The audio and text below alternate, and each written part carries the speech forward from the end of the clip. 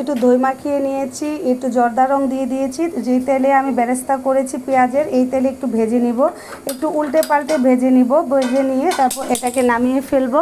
দেখেন আমি এটাকে ভেজে ফেলছি। তারপর আমি রোস্টের জন্য যে মশলাটা দিব, বেশি মশলা দিব না, ঘরোয়া যে মশলা সেগুলো দিব। এই পেঁয়াজে বেরেস্তা, একটু আদা রসুন, একটু পেঁয়াজ বাটা সব কিছু দিয়ে কষিয়ে নিচ্ছি।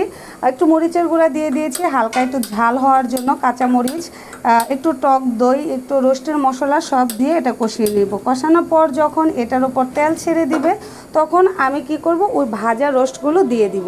এটাতে ঘরোয়া মশলা আর একটু আপনার গুঁড়া দুধ, তারপর আর একটু সব কিছু মানে গুঁড়া দুধে দিয়ে দিব, উপরে একটু পানি দিব। অনেকে পানি না দিয়ে একটু গুঁড়া দুধটা দিয়ে দিতে পারেন।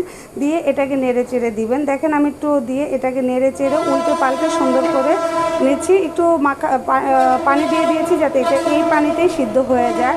একটু অল্প একটু চিনি দিয়ে দিয়েছি টেস্টটা সুন্দর স্বাদটা থাকার জন্য। দেখেন আমার সুন্দর রোস্ট হয়ে গেছে। এ ছিল আজকের দুপুরের আয়োজন। আল্লাহ হাফেজ।